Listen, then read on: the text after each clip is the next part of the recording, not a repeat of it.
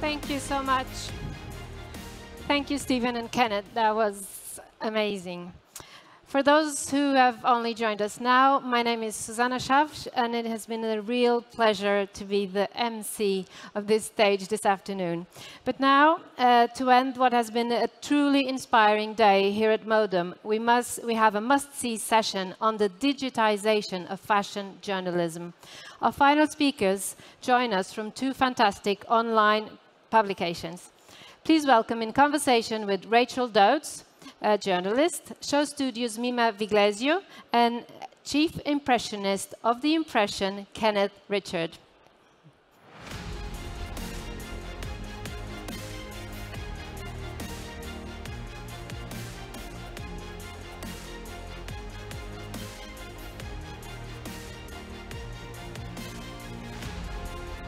We're here. Sure.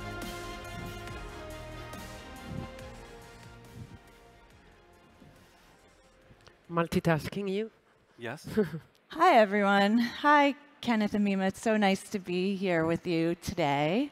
Our topic is what's next for the fashion publication. So, Mimma, what's next for the fashion publication?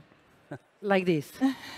I think what next actually is that the fashion publications are probably starting to wake up. It's a tiny bit late. I believe that there is a future for anything and everything, no matter what, if you accept the reality. What I'm trying to say is that the revenue streams are going to be different. The way of being relevant is going to be different, and I can tell you what I think about that. But what next is that we either realize what needs to be done, or there won't be much next. Yeah. Kenneth? Is this working? Hello? Yes. It's working. Thank you. So, I think that what's next for the fashion publication is that it's not in so much a problem with storytelling. I think there's plenty of people who do great stories and have the ability to tell stories both digitally and both in print and, in all different sorts of medium. I think the biggest challenge with regard to sort of the future of fashion publication is the revenue stream. And the reason is because the brands of publishing were predicated on predominantly advertising revenue. Your subscription into your print was, $12 for a year's worth of subscription to something, right? That, they lost that money, by the second time they mailed you one of the 12 issues. And it was all made from advertising revenue of the big macro brands. And so today what's happening is those brands have, communication networks of their own that are larger than the publications that they've traditionally worked with. And so they could jump over, those traditional media,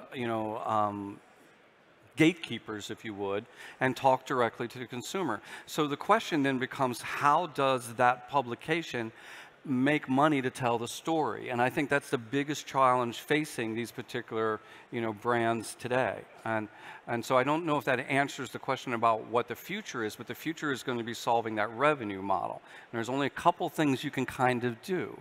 You can do things other than tell stories to make money, or bring a community together for events, right? Right. Or tell stories in a different way. Can I go ahead, or you want to ask something?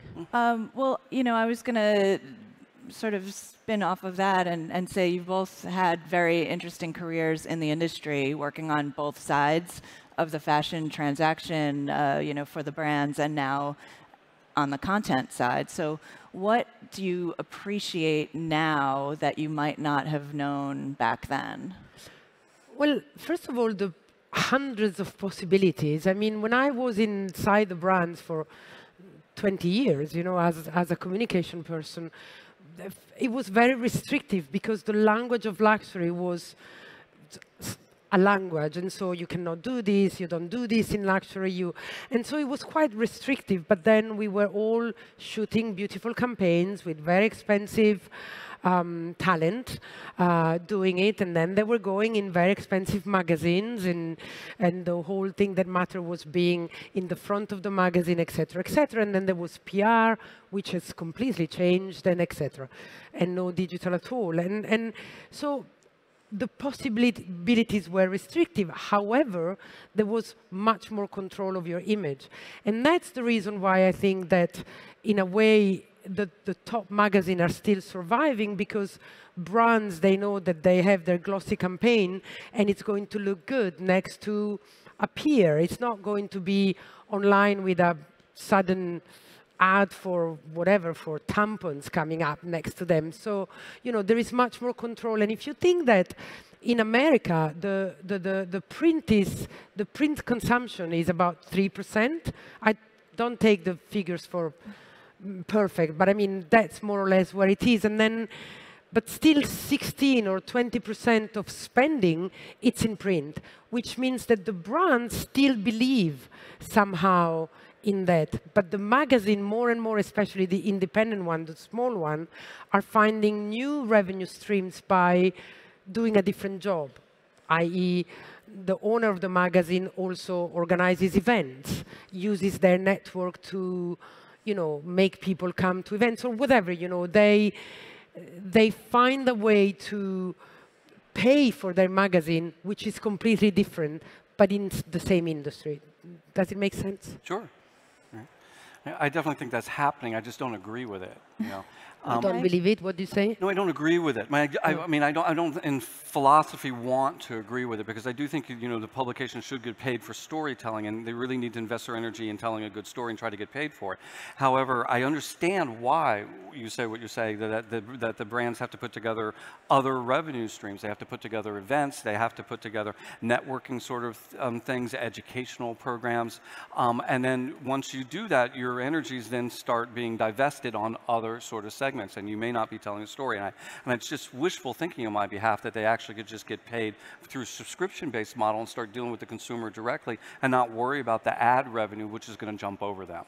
And I think there's a lot of different paths to be able to do this. But it used to be, like you said, the magazine was sort of the core of the wheel. And today it's just a spoke. There's just so many other ways that people have to be able to, divide it up. To each their own. We've taken one particular course that we think is working for us, and we've been fortunate, and for others, maybe not as much. But take the example of like the digital magazine, like, Business of Fashion, to say one. They created different streams. So if one doesn't go very well, there's money coming in from another one. You were talking about education. They have brands that pay a certain amount of money a year to post jobs offers. That's a revenue. They have a subscription that goes to a certain level. You can have a certain level of free news, but then if you want more, you pay.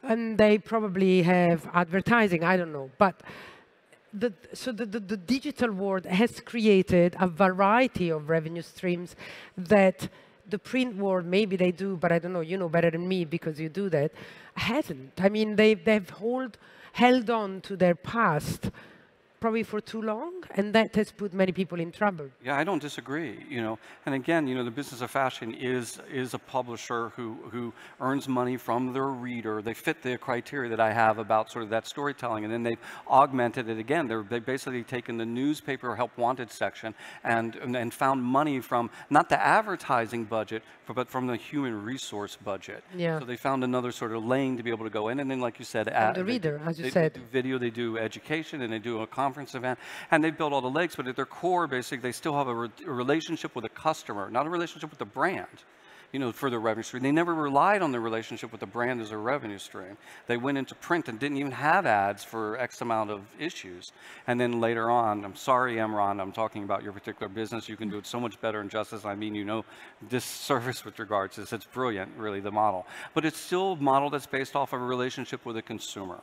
And it was never founded like a traditional magazine that was a relationship with a brand. So you take a niche publication that starts in print, and the only way for them really to make money for most of those niche publications is actually ads in their print publication. You go to most of their websites and they haven't adapted. It's just one screen of, of like the cover of their magazine and, stockist of where to buy it, and they're done, And yeah, but that's the problem. I think it's a problem too. That's I don't the think problem. they've cultivated Be creative. a relationship. I agree. Yeah, I think the fact that we do have these different perspectives is an indication that we are in this moment of flux and people are figuring out what the best course of action is. And 3 years ago, Kenneth, you started The Impression, which started out as an online publication, and now you do print. And you've managed to make it a successful business. What did you see in the marketplace for fashion content that you felt was missing? You know, it's funny. It was a combination of sort of, you know, good fortune as well as, you know, frustration and ability. So those three things kind of combined started our publication. I was frustrated as a thinker and a marketer. I'm really a marketer first. I'm not a publisher. I'm not a journalist. I'm really a marketer. That's what I do. I, like you, come out of brands, and I love marketing. I love creative. I love advertising. I love these creative thinkers that are thinking about how to strategically go at Instagram or how to strategically navigate, you know, any type of form of new media or wild posters or all this stuff. And so I'm so passionate about this that I have this sort of, you know, network of creatives that I dialogue with, but there was no one speaking to us about our industry. And so we started The Impression to really, you know, write critical thinking about the sport of fashion marketing, right? Mm-hmm. And that turned into the world's largest website covering runway shows and street style, because they're all part of the ecosystem. And then we developed these relationships. We're very human with our audience, and that kind of happened by default because I made a mistake, and the creative director called me to say, hey, you made this mistake. And we're very early in the game, and I learned something very early from that mistake. I decided to send a message letting people know I did. And the subject heading was, oops, we fucked up. And I didn't even know how to spell oops. I'd never written it before. I had to look that word up.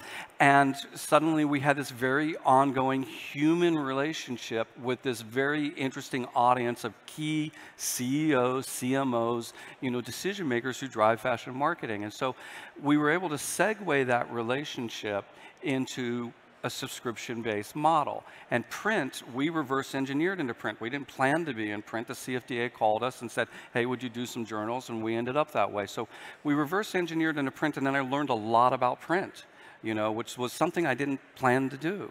And it turned out that that can be profitable too, but only if you have an audience. Right. Is it an expense or a revenue, your print, if I may ask? It's both, right? It's more a publicity thing. Well, you know, it depends. So you can make money in print if you're smart about how you do print, like your scale, your distribution network. And we have the advantage of being able to, we've got 120,000 people that read us every day so that we can say, hey, the new issue's coming out, here's where it's at, and they can go get it, you know.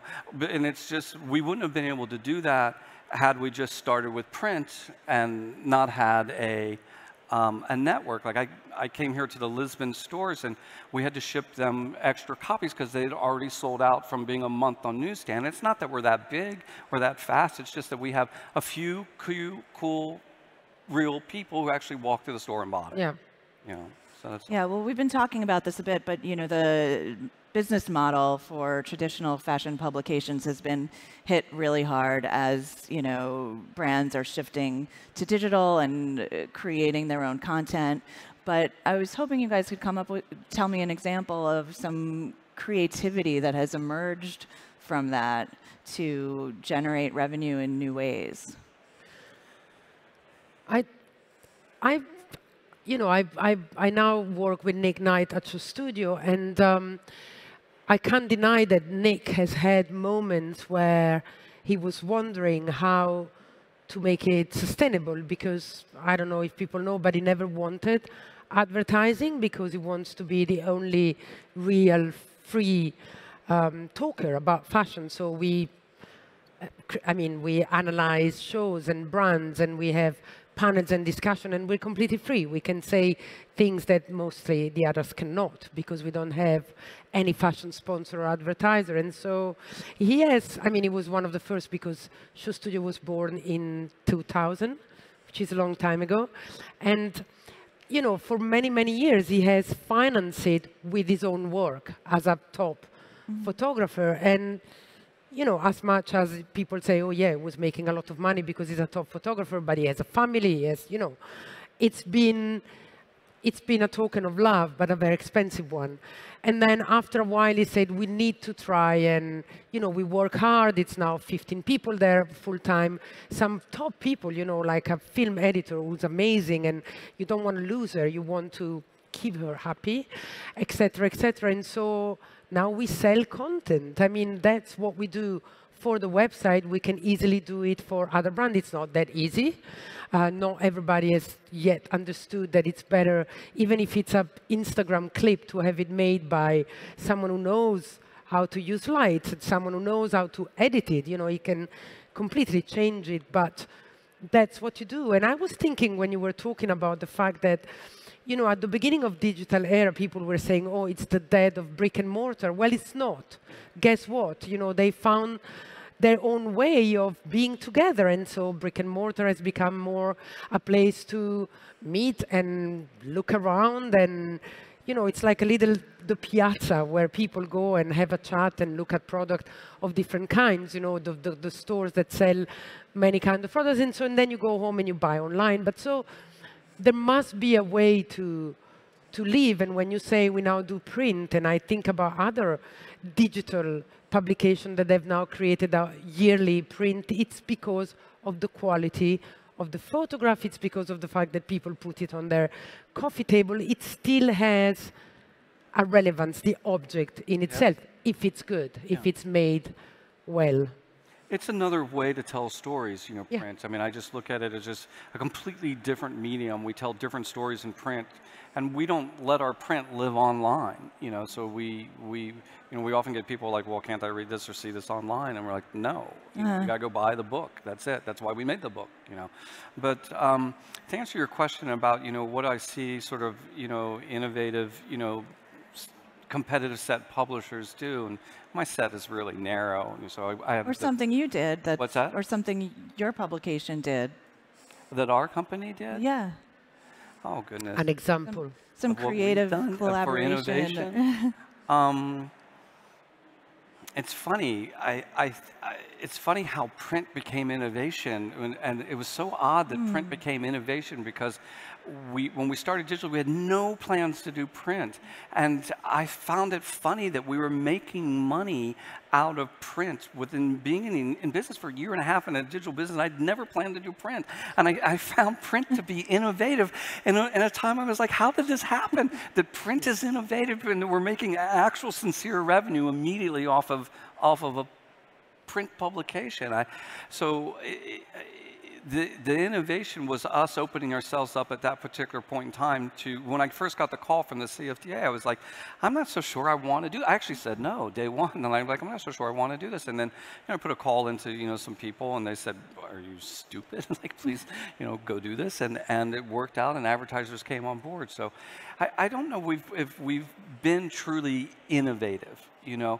We've been narrow in our thinking. So I guess where I sort of see of our innovation is in our focus. We don't spend any time trying to drive people to us in any way, shape, or form other than word of mouth. So we purposely chose not to go play the game with, you know, Twitter or Facebook or those particular components, because we thought the website is where this needs to live, and we built a very cult-like audience, and that turned into a subscription model. So those are, you know, the narrow forms of innovation that we have. I see a lot more innovation in the people that I interview than from ourselves, I have to be honest with you. Well, you know, I think your innovation is directing your content towards this group of fashion creatives who didn't have anything like that before. And it speaks to how the end user of these products has gotten more and more fragmented. So I want to talk a bit about the consumer. You know, their preferences are changing, and we've got this whole rise of digital and street style and all these people standing in the street, you know, posing to be chosen and photographed. So, you know, how could you talk about how that has changed things and how you approach it differently because the consumer has changed so much? We're talking here about the consumer of the consumer of fashion content. Yeah. Well, I don't have a global picture, but what I know from our data is that it's quite weird at SHOWstudio, because sometimes we do things that are more mainstream, and we think, because we have a top person in, and we think to hit high numbers, and then we actually don't. And then some other time we do something that we do it because we love it, and suddenly we have in the tens of thousands of clicks. So it's very hard. What we know, though, is that it's very young. SHOWstudio is loved by students of fashion, or students in general, but especially all the school of fashion in the world. They love works of Nick, and they love what we do also because Nick is known to find talent on Instagram. He discovers people that he makes into famous models, or he discovers photographers and stylists. So, of course, the young talent love him and love SHOWstudio for that, but also because, as I was saying before, we have a frank discussion, and we open the door to almost anybody. That said, of course, when we did the In Conversation with Kanye West, we hit the million, which never happened before. Or when Lady Gaga, when Lee McQueen at the time streamed for the first time a show on SHOWstudio. So SHOWstudio streamed the first show that was streamed online. And Lady Gaga tweeted one tweet that her whatever new song was played there. It crashed the website because we were not ready. I mean, I wasn't there at the time. They were not ready. And so it didn't happen. So, of course, these names for sure. But then sometimes there is a little interview with some young person that you think is obscure, and yet they generate a lot of love. Another thing that we do is that we listen to what the audience, we prefer to call them, have to tell us. We just created a new series called Ask Me Anything, where Nick, and it can be me or someone else, actually respond to comments and questions that we get online. So people like that. But of course, we're niche. We're quite small, so we're not, it's, I don't know if our numbers are the one that really make you understand what the consumer wants. And so I'll look at the question sort of two ways. One, there's sort of our narrow consumer, which I consider our cult of marketers, to be honest. And then there's really the general consumer. And I think the general consumer, for traditional magazines, and I'm talking what I call masstige magazines. Those are magazines that are like, like Vogue or Glamour or whatever. Like their role at one point in time was to really help the consumer along, as our role is to help our cult audience. And that help is now not as necessary because of the way fashion information is circulated. They now have influencers being able to help them very quickly, and or they have sites they could go to ask for their questions, or they have information about runway shows. It's bypassed that entire gatekeepers of the the editing sort of process. So I think those people, those publications still need to find their cult audience, where they need to change their narrative to sort of what was at first really providing information in something that they control. Today they don't control that. And so I think they have to find new, deeper narrative that still resonates that you can't get anywhere else. They have to take it that much further steps and develop that relationship. And I think as long as you generally, like our whole purpose, us should hopefully be the same for them, is like, we're really just there to help, inspire and inform people. That's it. So find out who your audience is and just help them. It's not hard, and if you help them, they come back. That's what they want. So I don't think it's tricky. I just think it takes time. You don't always want only to give them what they want. I believe also in surprising or giving people what they don't even know they want. What they don't know they want. Yeah. And with that, we are out of time. So thank you both so much. It was Thank you. great talking to you. Thank you.